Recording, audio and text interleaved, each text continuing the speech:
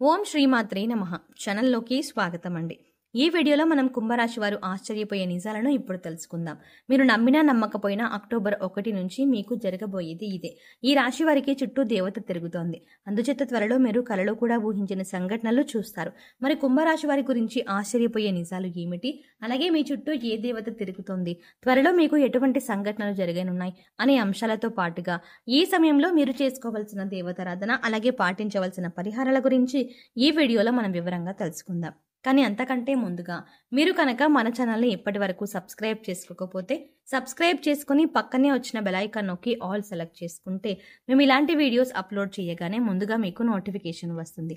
అలాగే వీడియోని ఎక్కడా కూడా స్కిప్ చేయకుండా చివరి వరకు చూస్తేనే మేము ఏం చెప్తున్నాం మీకు పూర్తిగా అర్థమవుతుంది. అలాగే మీ ఫ్రెండ్స్ అండ్ ఫ్యామిలీ మెంబర్స్లో కుంభరాశి వారు ఎవరైనా ఉంటే వారితో మర్చిపోకుండా ఈ వీడియోని షేర్ చేసుకోండి. ఇక వివరాల్లోకి వెళ్తే ముందుగా కుంభరాశి వారి గురించి చూసుకున్నట్లయితే ఈ రాశి వారు ఎక్కువగా నిజాయితీకి ప్రాధాన్యత ఇస్తారు. ఉన్నది ఉన్నట్టు మాట్లాడతారు. అన్యాయాన్ని అస్సలు సహించరు. నిస్వార్థంగా ఎదుటి వారికి సహాయం చేస్తారు. ఎదుటి వారి నుంచి ఏది ఆశించరు. దయాగుణం, దానగుణం, క్షమాగుణం కలిగి ఉంటారు. కుటుంబానికి అధిక ప్రాధాన్యత ఇస్తారు. ఈ సమయంలో ఈ రాశి వారు జీవితంలో ఉన్నతి పొందాలి అంటే మీరు అనుకున్న ఆలోచనను అమలు చేయాలి. మీరు అనుకున్న దానికన్నా కూడా కొంత మేరకు మీ ఆలోచనలను అమలు చేయడం వల్ల వృద్ధి చెందుతారు. మీకు అభివృద్ధి కూడా కనిపిస్తుంది. ఎంతో ఉన్నతంగా ఉండటానికి మీ కుటుంబ సభ్యులు కారణమవుతారు అనడంలో సందేహమే లేదు. వీటన్నింటికి కారణం మీకున్నటువంటి దైవబలం. ఈ రాశి వారి చుట్టూ దేవత తిరుగుతుంది. ఈ దేవత మిమ్మల్ని త్వరలో అనుగ్రహించబోతోంది. అయితే ఈ దేవతను మీరు ఎలా గుర్తించాలి అనే విషయాన్ని తెలుసుకోకపోతే కనుక మీరు జీవితంలో చాలా నష్టపోతారు. ఎందుకంటే ప్రతి మనిషి కూడా వారికి జరిగే మంచి చెడులను గమనించడానికి ప్రకృతి సహాయపడుతుంది. అంటే మీకు జరగబోయే మంచి చెడులను ప్రకృతి ఏదో ఒక రూపంలో మీకు సంకేతం ఇస్తుంది.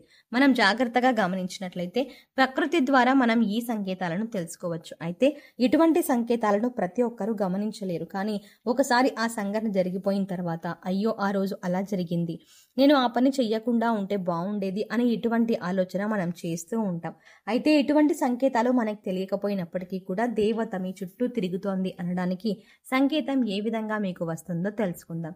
ఇక ఎవరైతే ఎక్కువగా దైవభక్తి కలిగి ఉంటారో అంటే నిరంతరం ఇష్టదైవ నామస్మరణ చేయడం, అలాగే ఎదుటి వాళ్ళకి ఎప్పుడూ మంచి జరగాలని కోరుకోవడం, కష్టాల్లో ఉన్న వారికి సాయం చేయడం, ఇటువంటి పనులు చేసేవారికి చాలా వరకు కూడా వీరికి కళల రూపంలో సంకేతం వస్తుంది. అలాగే మీకు బ్రహ్మ ముహూర్తంలో నిద్ర మెలకువ వచ్చినా కూడా ఇది ఒక శుభ సంకేతంగా చెప్పవచ్చు.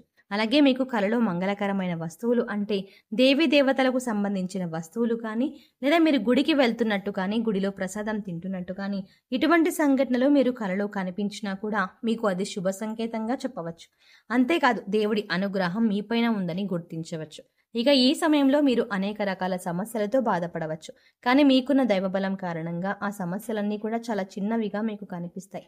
అంటే ఎక్కువగా ఇబ్బంది పెట్టకుండా ఆ సమస్యలన్నీ తీరిపోతాయి. వీలిగ్గర కారణం మీకున్న దైవబలం. మీ చుట్టూ ఏదైతే దైవబలం ఉందో అది మిమ్మల్ని రక్షిస్తుంది. దానివల్ల మీరు అనేక రకాల సమస్యల నుంచి రక్షణ కలుగుతుంది. ఇక దైవం మిమ్మల్ని ఎలా రక్షిస్తుంది అంటే కనుక మీకు ఎటువంటి ఆర్థిక సమస్య ఉన్నా లేదా ఆరోగ్యకరమైన అంటే ఆరోగ్యపరమైన సమస్య ఉన్నా లేదా మరి ఇంకేదైనా సమస్య ఉన్నా కూడా అవి పెద్దవి కాకుండా అక్కడికక్కడే పరిష్కారం దొరుకుతుంది. ఎక్కువగా మీకు ఆందోళన పడకుండా ఆ సమస్య నుంచి ఎలా బయటపడాలి అనే ఆలోచన వస్తుంది. దీనికి గల కారణం మీకున్నటువంటి దైవబలం. మీ మీద ఎటువంటి చెడు ప్రభావం లేకుండా దైవం మిమ్మల్ని కాపాడుతూ ఉంటుంది. ఆ కారణంగా మీకు మానసిక ఆనందం కలుగుతూ ఉన్నా కూడా మీ చుట్టూ దేవత ఉందని చెప్పవచ్చు. అలాగే దాన్ని ఒక సుఖ సంకేతంగా కూడా చెప్పవచ్చు. ఎందుకంటే ఎటువంటి కారణం లేకుండా మానసిక ఆనందం పొందడం అనేది చాలా మంచి విషయం. ప్రస్తుతం ఉన్న రోజుల్లో అనేక రకాల కారణాల వల్ల ప్రతి ఒక్కరూ ఆనందాన్ని కోల్పోయే పరిస్థితి ఏర్పడుతుంది. యాంగ్జైటీ అని, స్ట్రెస్ అని, టెన్షన్ అని ఇలా రకరకాల పేర్లతో మానసిక ఆందోళనకి గురవుతున్నారు. కానీ ఇటువంటివి లేకుండా మీరు మానసికంగా ప్రశాంతంగా ఉంటారు అంటే దానికి గల కారణం దైవబలం. ఇక అలాగే ఇంట్లో ఎప్పుడూ కూడా పసుపు కుంకుమ యొక్క సువాసన రావడం కూడా ఒక విశేషమని చెప్పవచ్చు. అమ్మవారికి పసుపు కుంకుమ అంటే చాలా ఇష్టం. అలాగే ఎప్పుడైతే అమ్మవారు మీ ఇంట్లో తిరుగుతూ ఉంటుందో అంటే దైవబలం ఎప్పుడైతే మిమ్మల్ని రక్షిస్తూ ఉంటుందో అప్పుడు మీ చుట్టుపక్కలంతా కూడా పసుపు కుంకుమ యొక్క సువాసన అనేది మీకు వస్తుంది. అలాగే ఎటువంటి వస్తువులు, సుగంధ ద్రవ్యాలు మీ చుట్టుపక్కల లేనప్పటికీ కూడా మీకు సువాసన రావడం అనేది జరుగుతుంది. ఎందుచేత అంటే సుగంధ ద్రవ్యాలు అంటే అమ్మవారికి చాలా ఇష్టం. దీన్ని బట్టి మీ చుట్టూ దేవత ఉందని గమనించవచ్చు. మరికొంతమంది సిక్స్త్ సెన్స్ పని చేస్తూ ఉంటుంది. అంటే ఈ పని చెయ్యాలా వద్దా అని ఆలోచిస్తూ ఉన్నప్పుడు, మరీ ముఖ్యంగా అలా ఆలోచన చేస్తున్నప్పుడు ఈ పని మంచిది, చేస్తే మంచి జరుగుతుంది అని, లేకపోతే ఈ పని చేస్తే మీకు చెడు జరుగుతోంది అని మనతో చెప్పినట్టు అనిపిస్తుంది. ఇలా ఉన్నప్పుడు కొంతమందికి సిక్స్త్ సెన్స్ పని చేస్తుంది అని చెప్పవచ్చు. అయితే ఇలా అనిపించినప్పటికీ కూడా దైవం మీ వెంటే ఉండి మిమ్మల్ని రక్షిస్తుంది అనడానికి సంకేతం.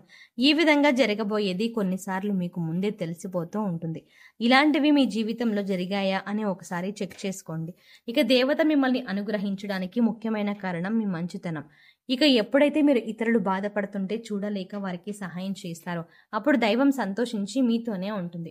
ఇక అమ్మవారు ఎల్లప్పుడూ మీకు రక్షణగా ఉండాలి అంటే కనుక మీరు ఖచ్చితంగా మీ కులదైవం యొక్క ఆరాధన చేసి తీరాలి.